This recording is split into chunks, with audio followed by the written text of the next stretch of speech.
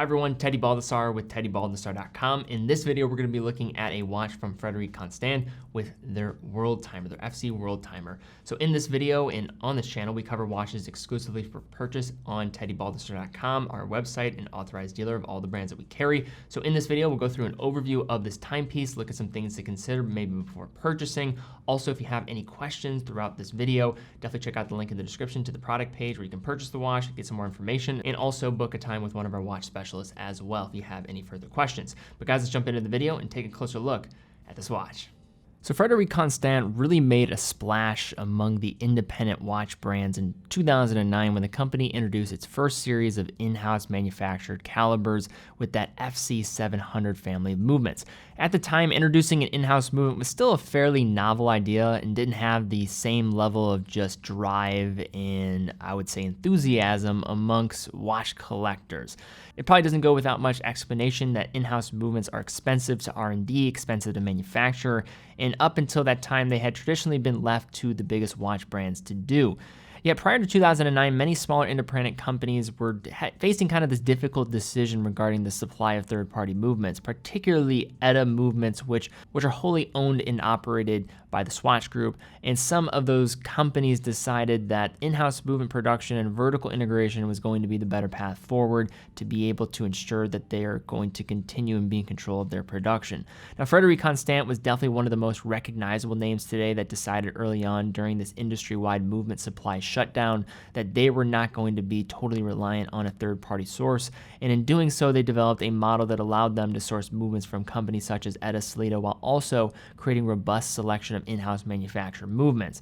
After some success in testing the waters with their in-house calibers, FC developed and introduced perhaps their most well-known complication with the caliber FC 718 with their WorldTime manufacturer. Through the years, the WorldTime manufacturer has been one of the company's best-selling models, now with 11 different configurations to choose from in stainless steel, gold plate stainless steel, and solid rose gold as well. Now, a couple years ago, I had the chance to spend some time with the blue dial variation, and I really enjoyed everything that one had to offer. Very nice WorldTime complication at a reasonable price point when you consider the entire package. But today we're going to be looking at a different variation with this gray dial version of the classic WorldTime manufacturer, another handsome color option from one of FC's best-selling watch lines. So taking a look at this piece on the wrist, we have a case measurement at 42 millimeters in diameter, 12.1 millimeters thick, and a lug-to-lug distance of just 48.8 millimeters. Now this dimension set is going to be a bit unconventional because of that 42 millimeters. I think a lot of people are just going to automatically assume that this is not going to be suitable for anybody with, I would say, a medium wrist or smaller, but that is not the case. That 48.8 millimeter lug-to-lug distance is going to allow this one to wear closer to that of a 40 millimeter case when you have this one strapped on. This considered, I'd probably recommend this watch for wrist sizes 16 centimeters and above just to be safe. The case is entirely high polished with soft rounded edges along the sides and up through the fixed bezel. Between the narrow lugs sits a 22 millimeter padded brown alligator grain strap with large scales and white contrast stitching, which is secured to the wrist with a folding buckle decorated with the quartered shield from the company logo. There are no buttons to unlock the buckle. It uses tension to fasten securely, and to also release it, you have to pull to just a little bit of force here. And then once the watch is secured to the wrist, it does sit nice and balanced and doesn't cause any discomfort, despite the large onion crown at the 3 o'clock position, which is a joy to actually operate. Now, the signature convenience of the FC 718 movement that powers the WorldTimer is the ease of setting, as every function is controlled through the stem of the crown, unlike some other WorldTimers, including many upmarket versions, where a secondary button is oftentimes used to adjust the time zone. Now, this is a push-pull crown aiding in 50 meters of water resistance with 3 different positions to perform the adjustments. Now, the first position, flush to the case, allows you to hand wind the movement, pulling the crown to the second position, which advances that time zone disc, which sits along the outer edge of the dial by rotating counterclockwise, and then rotating the crown clockwise in the second position will advance the date in the subsidiary dial located at the 6 o'clock position. And finally, adjusting the hands on the dial can be executed by extending the crown all the way out, aided by a hacking second feature for precise setting. So here is how you would properly set the WorldTime function. First, make sure you have some power to the watch If it's at a dead stop, go ahead and give it a few winds to get the hands moving. From there, fully extend the crown all the way to the third position to advance the hands to your local time. Once that's done, put the crown in the second position to set your local time zone. And then once the local time zone and the hands are aligned, you can then track the time in other time zones around the world. As we move to the front of the watch, we have a convex sapphire crystal that provides a clear view of the gray dial beneath. Now, a busy dial presents quite a bit of information to the wearer in this instance, as well as some classic WorldTimer aesthetics, primarily the embossed continents that are on display at the center of the dial surface. The continents are raised from the dial and are lighter in color and have a matte finish to them, which is a contrast to the dark slate gray color representing the oceans. The darker gray area of the dial also has a sun ray effect that plays with the light just nicely. Within this section of the dial, you also have applied lume dots and a set of alpha hands with more luminous treatment. There isn't much lume applied to this dial, but it does provide average legibility in poor lighting. Above the hand stack, you'll find the Frederique Constant name along with Geneva written in white print and applied to the dial on a beveled plate. Below the hand stack is the large date subdial, which has an outward radial pattern to it.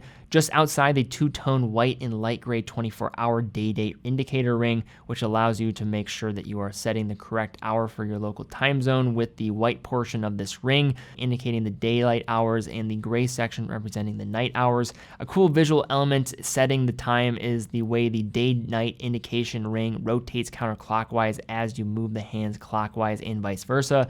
Again, along the furthest outer edge of the dial, you have your time zone disc with 24 different time zones represented clearly in white print. Now, both the time zone disc and the 24-hour day-night disc are partially covered up at the bottom of the dial by the subdial of that date. This could be a little tricky to use if you wanted to or needed to keep track of the opposite side of the world. So say if you were in New York or within Eastern Standard Time and you wanted to look at the time in Hong Kong as an example, that time zone would actually entirely be covered when New York is set at the local time. So that's just something to keep in mind with this WorldTimer.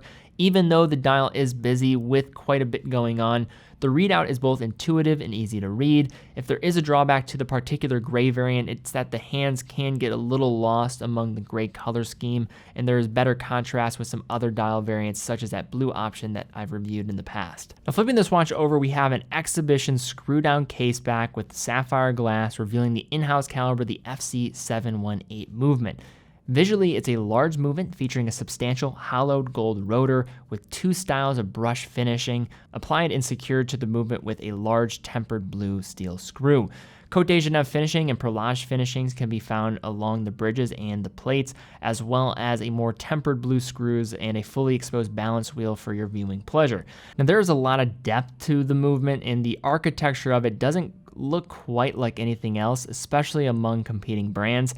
The FC718 movement operates at 4 Hz or 28,800 vibrations per hour with a fully wound up mainspring, will generate a power reserve of 38 hours, so not the greatest there. The escapement assembly does feature a regulating pin for fine-tuned adjustments. Overall, the movement features nice high-end finishing techniques and design features which make it a good value versus other WorldTimers on the market, particularly at this price point. We're talking about an in-house manufactured caliber, and in terms of WorldTimers in this price range, you're not going to find many other competing brands that are going to bring all these same things to the table. Maybe you could use an example like Nomos with their Zurich, but again, that is not a true WorldTimer, and the added functionality that with the single crown operation of this WorldTime creates a lot of ease for the wearer and setting. The other good thing about this movement is it has been in the stable of manufactured calibers for nearly 10 years, first being introduced in 2012. So that should give you a ton of peace of mind when you're looking at this movement to know that it actually has some time-testedness in the market with many different users out there. And then in addition, when buying it from an authorized dealer like ourselves, it does come with a 3-year manufacturer warranty as well to offer even increased peace of mind there. All right, so now to unpack looking at this FC WorldTimer, some points of consideration before looking to purchase this watch. Now, this is not going to be the cheapest watch out there on the market, especially for FC as a brand that is really known for producing some of the best value for money timepieces out there. And this watch, though, in terms of the price tag, I don't think it tells the full story of what this watch is. You really have to understand, look at the marketplace, and recognize that this is an in-house manufacturer caliber, WorldTime complication, a complication that is seldom seen in this price range alone, and to see it being done with a manufacturer caliber is even increasingly less frequent. So that is a good way to kind of set the foundation. Now, in terms of wearability, this one is going to wear, I would say, a little bit smaller than that 42 millimeter case, but that could size some people out. We're talking probably closer to a 40 millimeter case, if not a little bit closer to a 40.5 millimeter case, just to set some expectations.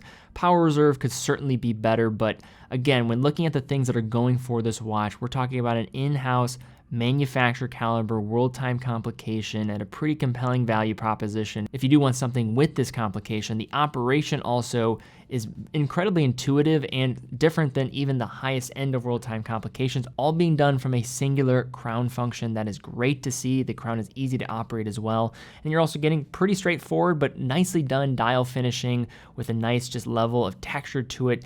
And of course, the movement on the other side having some nice movement finishing techniques as well. So to simply position this piece and to say who it is probably best suited for, an individual who values high-end complications with in-house manufacturer calibers at a price range that is a bit more palatable and easy to digest than the typical norm. All right, guys, well, thank you again so much for watching. If you did enjoy the video, please give it a thumbs up, subscribe, and hit the bell icon, as that is a great way to help out this channel. Also, if you are interested in this watch, definitely check out the link in the description to teddybaldassarre.com. We are a full authorized dealer of all the brands that we carry, quick and fast fulfillment, dedicated customer support.